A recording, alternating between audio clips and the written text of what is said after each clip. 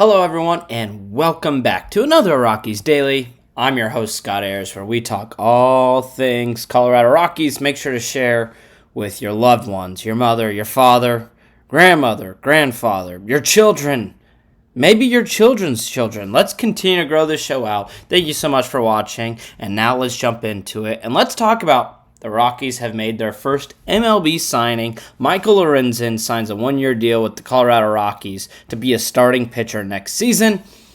And honestly, I love this signing. We talked about it in our last show and with Josh Burns' interview, where he mentioned that they were looking at starting pitching. They were looking at guys who wanted to take a chance pitching for Colorado. And so getting someone like Lorenzen, I think, is honestly a great signing because it's not a crazy contract, and more importantly, it does something that Burns mentioned, and that raises the floor for the Colorado Rockies, especially going into 2026, right? One of the big things that this Rockies team had was a lot of inexperience, a lot of guys that either were making their MLB debut last year or were first, second, third year guys.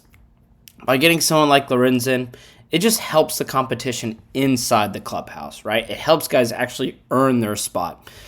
And for Lorenzen, he had a 4.6 ERA last year, 127 strikeouts, and his whip was about 1.33, which would all be, those would all be the best numbers for the Rockies in terms of ERA and whip. You obviously had to take into account he didn't have to pitch at Coors Field. So that will be one of the big questions.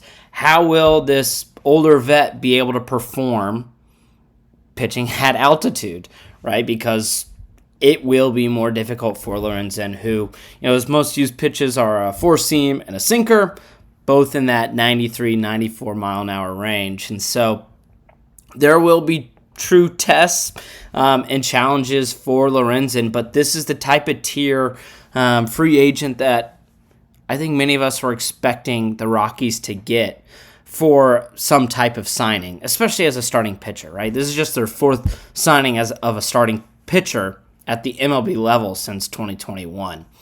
But I really do like this signing, and mentioned it even in our last show, was, hey, this is an opportunity to get someone like Michael Lorenzen, who obviously still has some left in the tank. He, had an under 4 ERA in 2024.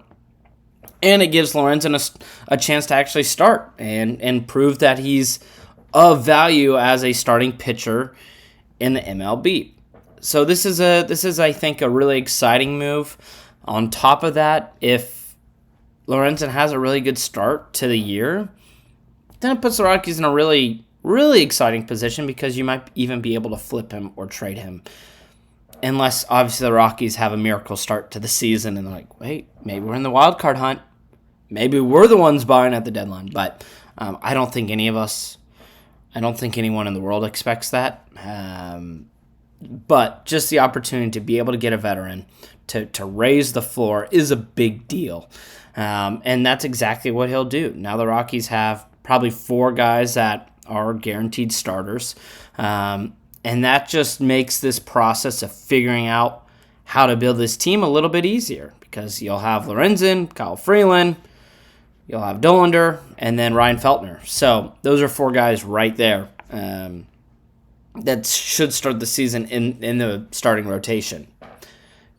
It might shift throughout the year. Lorenzen could just struggle at Coors Field and find his way out of it. But as of right now, I really do like this signing.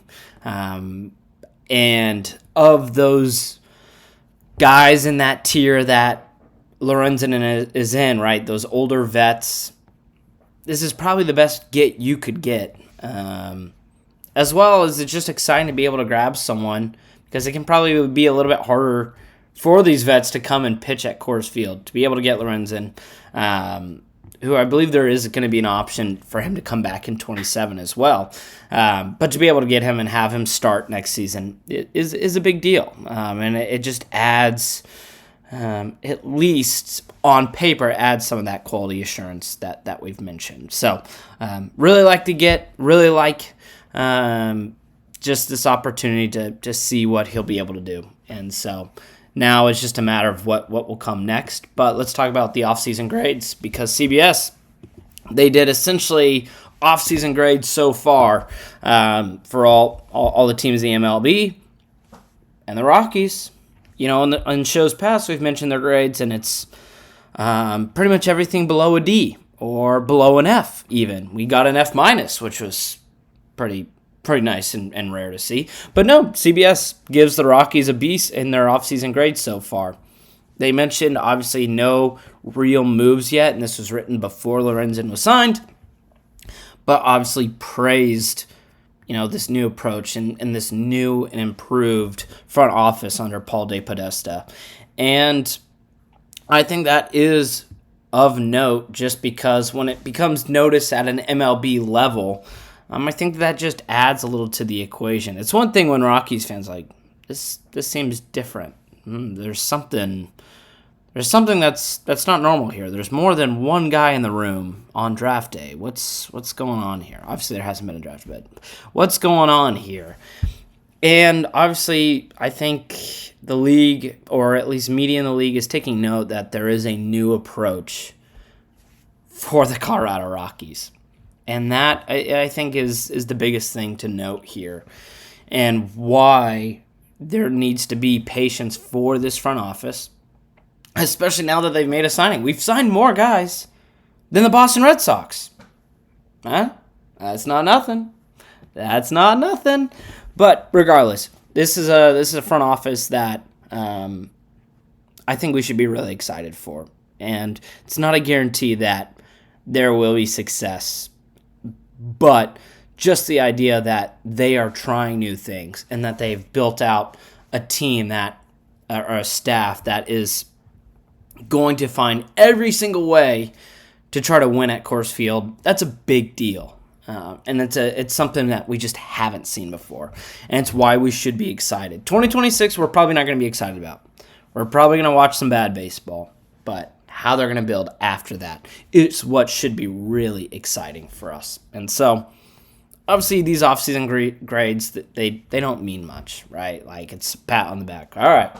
Finished above the Arizona Diamondbacks in CBS's offseason grades. At the end of the day, it doesn't really mean that much. But it is worth noting that there's at least a notice of, hey, the Rockies are changing things, and there are hopefully positive signs to come. And so, yeah, I think taking those things in is important, because we had to find the silver linings just during this period of Rockies baseball. And hey, look, the Rockies, they did something else. And they signed reliever Keegan Thompson, who in 2024 had a 2.6 ERA. He didn't pitch at the major league level in 2025. Really uses a four-seamer and a cutter. And if he can make it to the major league level, he would probably come out of the bullpen. And it's another move that I actually like for the Rockies.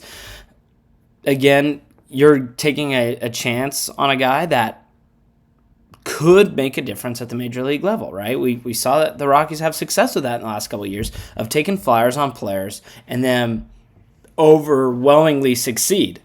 And so that's another thing here. And so for Thompson, it gives him an opportunity to show what he's got, to have an opportunity to hopefully succeed for the Rockies. And so he had a 4 ERA in the minors last year. But again, this is just an opportunity for the Rockies to take a flyer on a guy who could make an impact. And that's, again, just kind of goes into everything else we've talked about. It's just figuring out what will work for the Rockies. And it kind of just all goes back to that Josh Burns interview that we talked about yesterday. So, not much more to add, just because this is a signing that's not going to be making the kind of impact that you see from Michael Lorenzen. But it could be someone that we see in 26 pitches okay at the major league level. We'll just have to wait and see. But there's by no means any reason to be upset with this kind of signing, or for them claiming him off of waivers. So, Yeah, we'll see. We'll see with Thompson here. But I like them continue to just look at pitching and look for guys that can solve this very, very complex puzzle of making it work at Coors Field. So that's all you can really say about that. And then we obviously talk about what's next for the Colorado Rockies. Because look, they've made some roster moves. That was one of the big things. Was a lot of fans, including myself, were saying, "Hey, we just want to see some sign of life," and they've shown that, right? They give us this juicy article from Josh Burns, just talking about what's next for Colorado, how they want to build this thing out. Then they go and actually make some signings. It was almost like Burns was hinting at, like, "All right, hey, something's coming," and then boom, Lorenzen signed the very next day. Now we obviously can feel a little bit better about this starting rotation, at least going into 2026. But what's next for the rest of this lineup and for this team? And I really do believe that signing a middle infielder should still be a priority for the Rockies. I just think that is another opportunity to raise the floor for Colorado, right? Luis Ariz is still available. And again, I think would just at the very least raise the floor for the rest of the guys on this team. Because you want competition. You want guys competing for their spot. You don't want to just be, hey, it's either you or a loaf of bread, and the bread can't hit, so you're starting today. Like, you just don't want that. You want guys to have to earn their spot. It just makes it makes everything better. You want guys to be able to go out there and compete. So I think that's still got to be a focus for the Rockies, is try to get a middle infielder. I just don't see us going after someone at third right now. It's a possibility, but I think the need for a second or first baseman is just a little bit greater, right? Now, if someone can play both first, second, and third, that's great. You try to find that. But it's why they looked at Willie Castro. It's why Luis Ariz's name has been connected with the Rockies, just because they can play multiple spots in the infield. And then, of course, if they made a trade for a guy like Nick Castellanos, who, again, he would not play in the outfield. Defensively, he's just pretty inept these days, but he could play DH or first, right? These are the kind of moves that the Rockies, I think, are probably looking at. And it might not be exactly Nick Castellanos, but maybe veteran players that they can slot at that first base or DH position. Those are the opportunities and the moves that the Rockies probably need to make, just one more or two more moves. You obviously need to make a slew of moves to make this team really competitive. That's not going to happen in 26, but for 27, 28, 29. So let this be a floor-raising season. Let this be a season to figure out what you've got. And that, I think, to raise that floor a little bit more is signing a middle infielder. Or trading for one. But more likely than not, there's still a handful of guys that they can sign at a pretty cheap price. So until then, though, we'll just have to see what the Rockies do next. We're getting closer and closer to spring training, and then, of course, closer and closer to the start of the season. So until then, I'm Scott Ayers. Thank you so much for watching. If you enjoyed this video, please make sure to share it, hit that like button, subscribe. Really, really helps out to just continue to grow this channel. Obviously, super grateful for those of you who continue to watch day in and day out during the slog of the offseason. But soon the season will be here. So thank you very much. I hope you have a great rest of your day, and I will see you on Monday.